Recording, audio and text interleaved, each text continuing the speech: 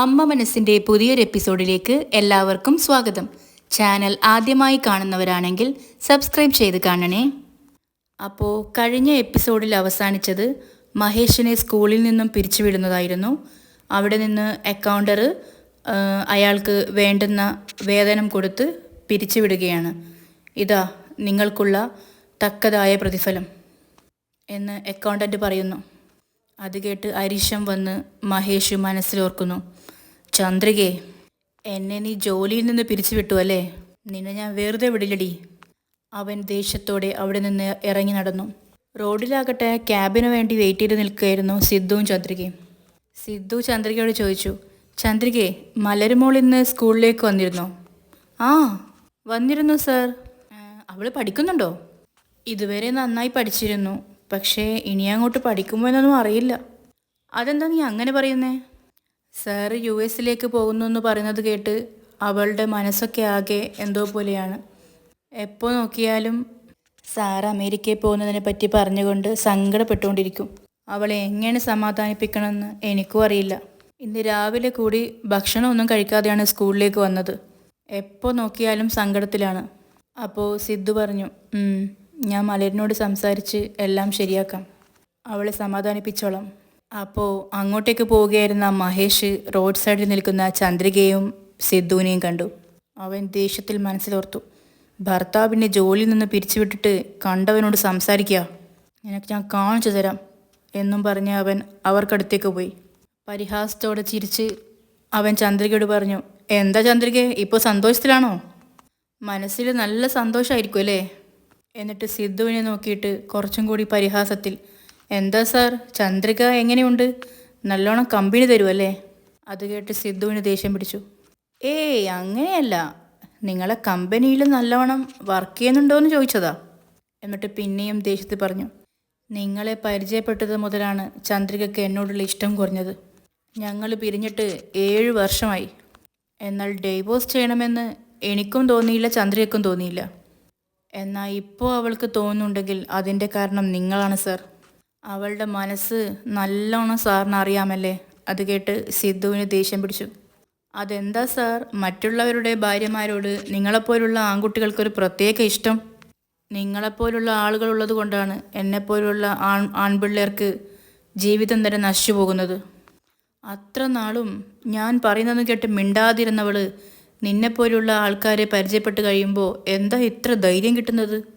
ആദ്യം എന്താ വേണ്ടതെന്ന് വെച്ചാൽ നിങ്ങളെപ്പോലുള്ള ആൺകുട്ടികളെ കണ്ടുപിടിച്ച് കൊന്നു കളയണം. അപ്പോൾ മാത്രമേ ഞങ്ങളെപ്പോലുള്ളവർക്ക് സമാധാനമായി ജീവിക്കാൻ പറ്റൂ. അപ്പോൾ ചന്ദ്രിക ഇടപെട്ടു, ഇങ്ങോട്ട് നോക്ക്, അനാവശ്യമായി സംസാരിക്കണ്ട, ആദ്യം ഇവിടെ നിന്ന് പോ. അപ്പോൾ ദേഷ്യം വന്ന് മഹേഷ് പറഞ്ഞു, ഏയ് ഞാനെന്തിനാണ്ടി പോകുന്നേ? ദേ നിൽക്കുന്നു സിദ്ധാർത്ഥ് സാറ്, അവനോട് പറ പോകാൻ. ഞാനാണ് നിന്റെ താലി കെട്ടിയ ഭർത്താവ്. എന്നെ ഡൈവോഴ്സ് ചെയ്തിട്ട് ഇവൻ്റെ കൂടെ ജീവിക്കുന്നു. നിനക്ക് നാണോ ഇല്ലേ? അപ്പോൾ സിദ്ധു അത് കേട്ട് ദേഷ്യം പിടിച്ച് മഹേഷിനോട് പറഞ്ഞു, നിനക്കും ചന്ദ്രയ്ക്കും ഡൈവോഴ്സ് ആയതല്ലേ? ഇനി ആവശ്യമില്ലാതെ സംസാരിക്കാൻ വന്ന കൊന്നുകളി ഞാൻ. ഇവിടെ നിന്ന് ഇറങ്ങിപ്പോടാ. ഏയ് നോക്ക്, നിന്റെ ഈ ധൈര്യമൊക്കെ ഏതെങ്കിലും പൊട്ടന്മാരെടുത്ത് കാണിക്ക്, എൻ്റെ അടുത്ത് വരണ്ട. എന്നോട് കാട്ടാൻ വന്നാ നീ വിവരം അറിയും. അപ്പോൾ സിദ്ധുവിനും ദേഷ്യം വന്നു. അവൻ, വാ നീ അടിച്ചു നോക്കടാ. എന്നിട്ട് അവൻ്റെ നെഞ്ചിൽ തല്ലിയിട്ട് പറഞ്ഞു, അടിക്കടാ അടിക്കടാ. ദേഷ്യം വന്ന മഹേഷ് സിദ്ധുവിൻ്റെ കരണ താഞ്ഞടിച്ചു.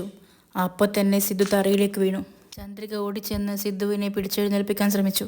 എന്നിട്ട് തറയിൽ വീണ സിദ്ധുവിനെ നോക്കി മഹേഷ് ആക്രോശിച്ചു, മര്യാദയ്ക്ക് എൻ്റെ ഭാര്യ വിട്ട് പോയിക്കോ, അല്ലെങ്കിൽ നിന്നെ ഞാൻ കൊന്നുകളയും.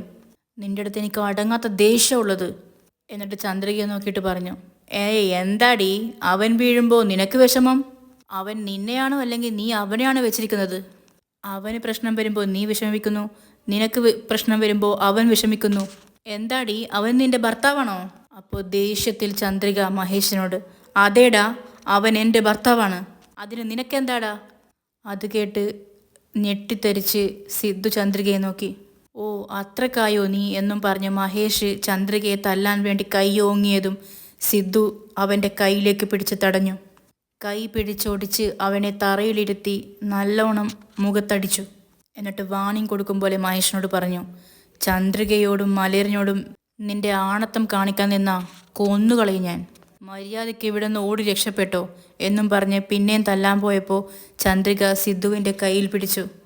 സർ സർ സർ സർ, വേണ്ട സർ, ഇവനെ തല്ലി നിങ്ങളുടെ വില നിങ്ങൾ കളയാൻ നിൽക്കണ്ട സർ, വിട്ടേക്ക് സർ, ഇവൻ ചെയ്തതിനെല്ലാം ദൈവം ഇവന് കൊടുത്തോളും, സാറ് വിട്ടേക്കൂ. അപ്പോൾ ബഹളം കേട്ട് വാച്ച്മാൻ അങ്ങോട്ടേക്ക് വന്നു. അയാൾ മഹേഷിനെ വഴക്ക് പറഞ്ഞുകൊണ്ട് വന്നു.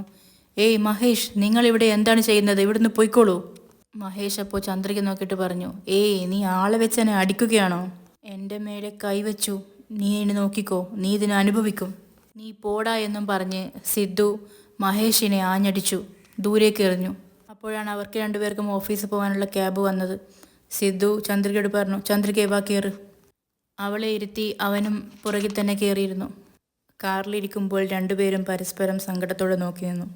ചന്ദ്രിക സിദ്ധുവിനോട് ചോദിച്ചു, സാർ, നിങ്ങൾക്ക് എന്തെങ്കിലും സംഭവിച്ചോ? ഏയ് എനിക്കൊന്നും സംഭവിച്ചില്ല ചന്ദ്രികെ, എല്ലാം ഞാൻ കാരണമാണ് സാർ. ചന്ദ്രികെ, അങ്ങനെ ഒന്നുമില്ല, വിട്. അപ്പോൾ ക്യാബ് ഡ്രൈവർ പെട്രോൾ പമ്പിൻ്റെ അടുത്ത് വണ്ടി നിർത്തിയിട്ട് പറഞ്ഞു, സാർ 2 മിനിറ്റ്, ഞാനിപ്പോൾ വരാം. അയാൾ പെട്രോൾ അടിക്കാൻ വേണ്ടി ഇറങ്ങിപ്പോയപ്പോൾ സിദ്ധുവും ചന്ദ്രികയും ഒരു നിമിഷം നോക്കി നിന്നു. സിദ്ധു അപ്പോൾ ഓർത്തത് മഹേഷിനോട് വെല്ലുവിളിക്കാൻ വേണ്ടി ചന്ദ്രിക അതേടാ അദ്ദേഹം എൻ്റെ ഭർത്താവാണ് എന്ന് പറഞ്ഞ ആ ഒരു സീന് അവൻ മനസ്സിലോർത്തുകൊണ്ടിരുന്നു. ആ രംഗം തന്നെയായിരുന്നു ചന്ദ്രികയും ഓർത്തുകൊണ്ടിരുന്നത്. അതിനുശേഷം അവർ രണ്ടുപേരും പരസ്പരം നോക്കി നിന്നു. എന്നിട്ട് സിദ്ധുവിനോട് പറഞ്ഞു, എനിക്ക് മാപ്പ് തരണം സാർ. എന്തേ? നിങ്ങൾ രണ്ടുപേരും തല്ലുകൂടിയ സമയത്ത് ഞാൻ എന്തോ വെല്ലുവിളിക്കുന്നത് പോലെ നിങ്ങളാണ് എൻ്റെ ഭർത്താവ് എന്നൊക്കെ പറഞ്ഞു. ഞാനെന്തോ ദേഷ്യം പിടിച്ചപ്പോൾ അറിയാതെ പറഞ്ഞു പോയതാണ് സാർ. അങ്ങനെ പറഞ്ഞു പോയതിൽ ഞാൻ മാപ്പ് ചോദിക്കുന്നു സാർ.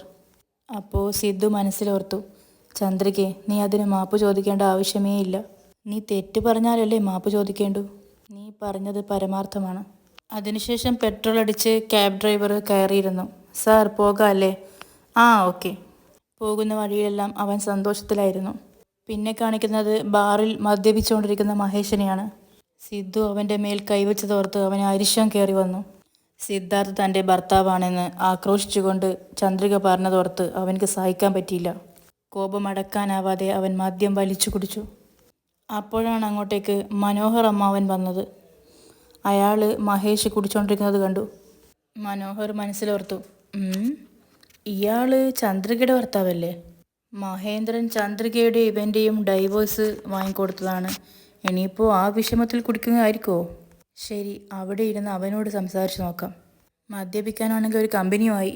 ഇതും ഓർത്ത് അയാൾ തൻ്റെ മദ്യത്തിൻ്റെ കുപ്പിയുമായി മഹേഷിൻ്റെ അടുത്തേക്ക് പോയിരുന്നു. എന്താ മഹേഷേ, ഞാൻ ആരാണെന്ന് മനസ്സിലായോ? അപ്പോൾ മഹേഷ് അങ്ങോട്ടേക്ക് നോക്കി. നിങ്ങൾ മനോഹർ അല്ലേ? മേഘ മേഡം നിങ്ങളെപ്പറ്റി പറഞ്ഞിട്ടുണ്ട്. ഓ, മേഘ പറഞ്ഞിട്ടുണ്ടോ?